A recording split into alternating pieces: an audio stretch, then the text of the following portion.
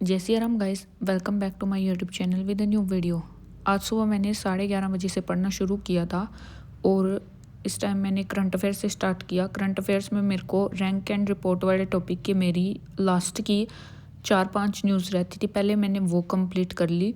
उसके बाद जनवरी के 3rd वीक के मेरे इस वाले के बस 3 टॉपिक और बचते थे, तो वो मैंने 3 टॉपिक कर लिए। अमाउंट एग्रीमेंट, बिल्स एक्ट और कोलैबोरेशन एंड पार्टनरशिप वाला।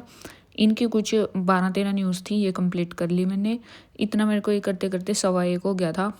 उसके बाद मैंने लंच कर लिया अपना। फिर मैंने देखा कि IBPS PO मेंस का रिज़ल्ट आ गया है।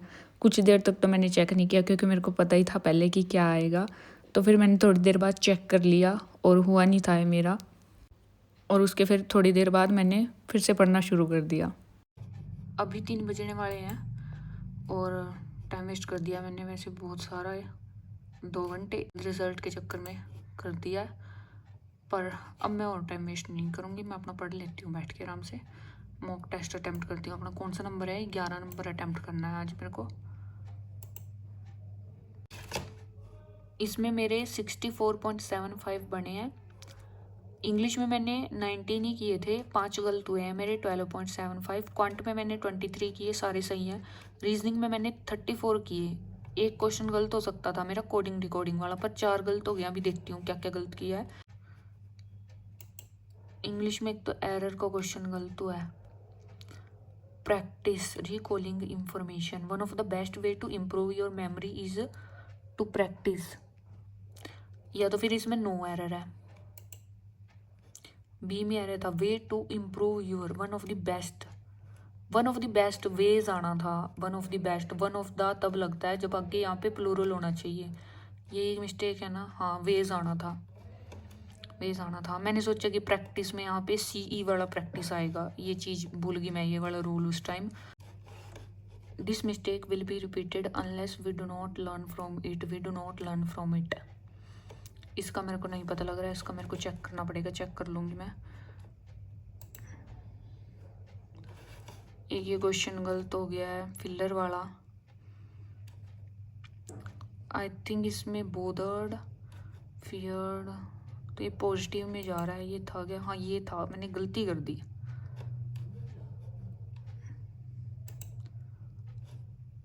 एक स्पेलिंग वाला गलत है मेरा, डबल D आता है इसमें। क्वेश्चन नंबर 21, बस इतने ही गलत हैं, 5 ही गलत हैं ना आज। एक ये गलत है, विच फैक्टर इन केरला। ये मैंने इतना तो ढूंढा था, 3 मिनट लगाए मैंने इसमें, फिर भी मेरा गलत हो गया है।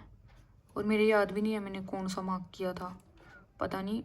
बाकी पैराजम्बल तक मेरे को टाइम नहीं मिला था, बस स्टार्टिंग में मैंने देखा था कि पैराजम्बल है, मेरा इतने में ही ख़त्म हो गया था क्योंकि मैंने RC में ज़्यादा टाइम दे दिया था।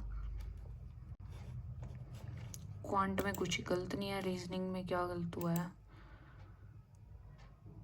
ये क्वेश्चन गलत हो गया, और जबकि मेरे को डाउट था इस वाले में कि ये ना गलत हो जाए, ये वाला मैंने इसमें CND किया था, कोई और ही गलत हो गया है।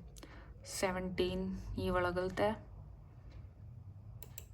और 22 ये फिर मेरे गलती से गलत हो रखे हैं, पजल के बीच के है ना, क्योंकि ये भी एक पजल का एक ही क्वेश्चन है और ये भी एक ही क्वेश्चन है। 31, 11 ही तो बना रहे थे और क्या बनेंगे। 17 न्यूमेरिकल वैल्यू को भी करना था और सिंबल को भी करना था, मैंने सिंबल को कर दिया, और ये वाला मैंने स्किप किया था इसका, 32 वाला। अभी मैं इसकी एनालिसिस भी कंप्लीट कर लेती हूँ साथ ही साथ में।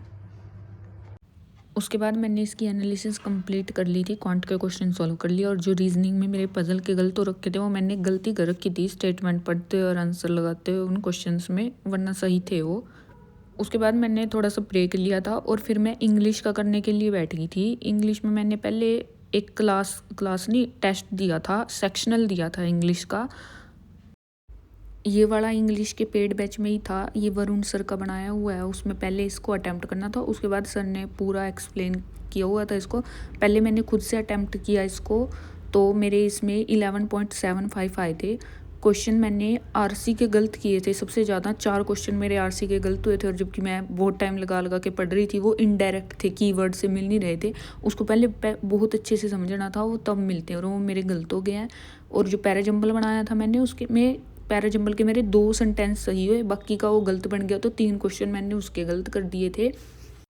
और इस वाले टेस्ट में सारी वो चीज़ें थी जो मेरे को टफ़ लगती हैं। एरर वाले में इसमें वो 4 सेंटेंस वाले एरर थे, उसमें से एक सही निकालना होता है और लास्ट में आके मैं 2 में एरर निकाल लेती हूँ, 2 मेरे फंस जाते हैं और जो सा मैं मार्क करती हूँ वो वाला ही गलत हो जाता है और जो सा नहीं करती वो सही होता है हमेशा।